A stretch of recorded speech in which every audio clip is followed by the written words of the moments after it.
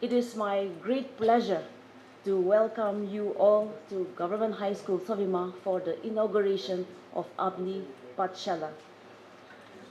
I am Anguno Kate and I will be leading today's program.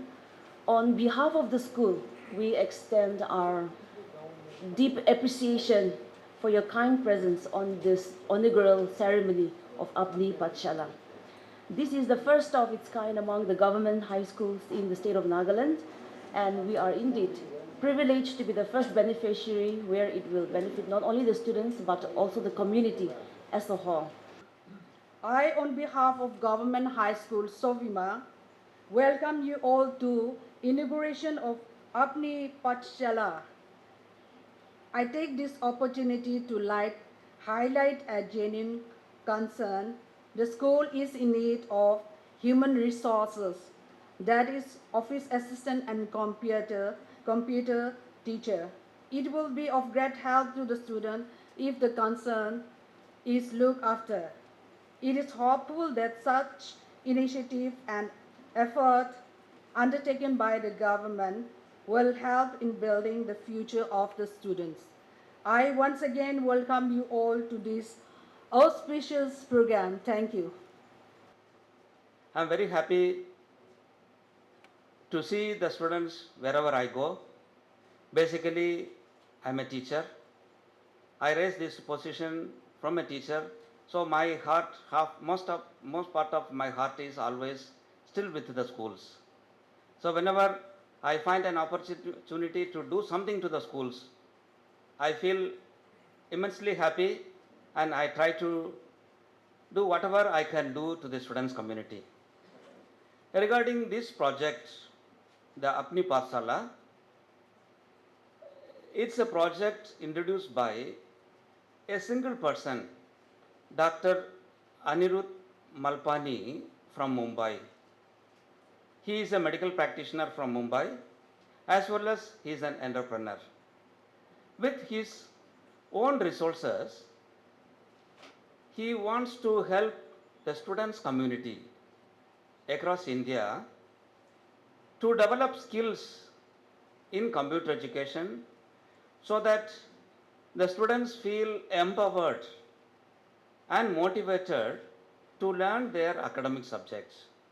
So, with this objective, he is sponsoring whoever is willing to set up a Apni Pathshala, a computer pod.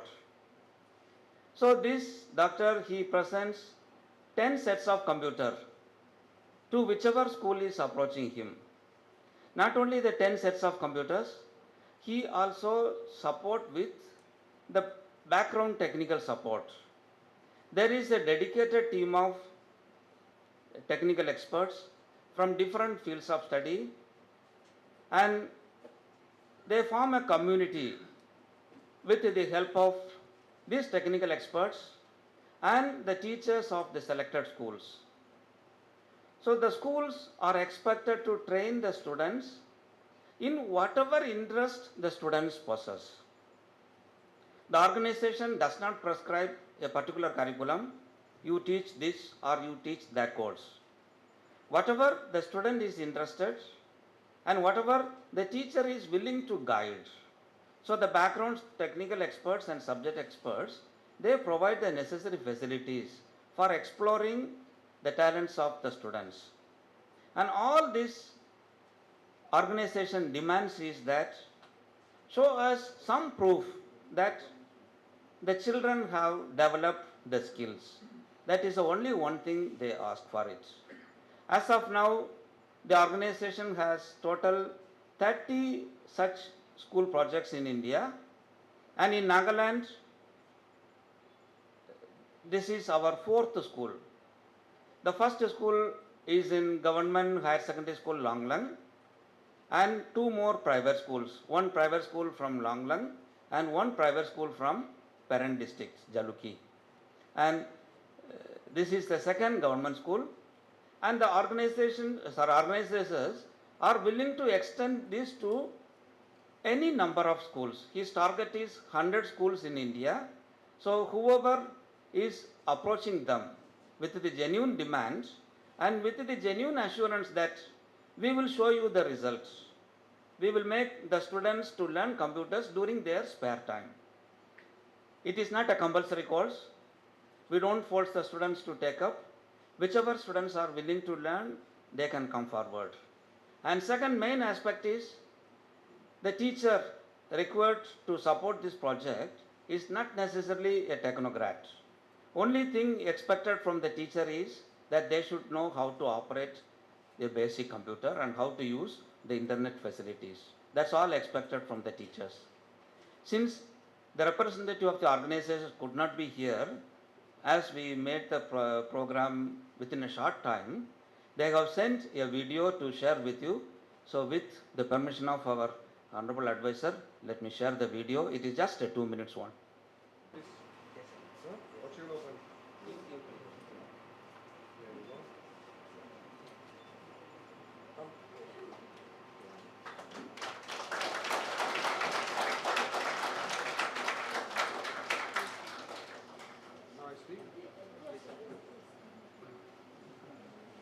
Thank you very much, Chairperson, for this morning's function.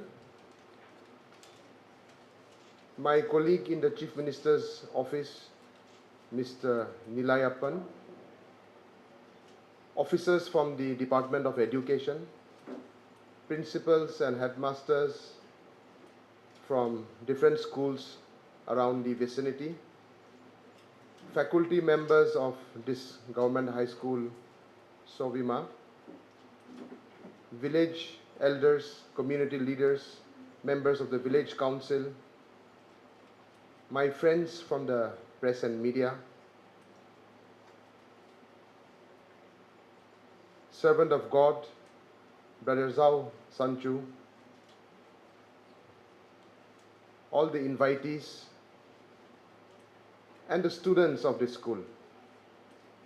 At the very outset, I bring greetings from the Honorable Chief Minister of Nagaland to the department and to the school and to the local community. I also extend my thanks and appreciation to the department for inviting me to participate in this morning's function. To begin with, we place our appreciation and thanks to Dr. Anirudh of Apni Pathshala for selecting this school and for selecting schools in Nagaland to be counted among the 100 across the country. India is a big country, the most populated nation on earth, 1.4 billion people. There must be lakhs and lakhs of schools across the country, and to be amongst the 100 in this huge nation, I think is a fantastic opportunity and a privilege for this school.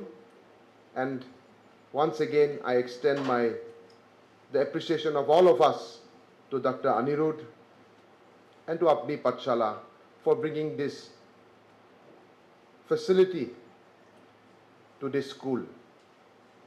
It may seem small to us, 10 computer sets and computer literacy to be given to students. But let me tell you that this will be significant. In today's world, it is said, and it is a fact, that even to be standing at the same place, you have to be running at full speed. Even to be standing at the same place, you have to be running at full speed.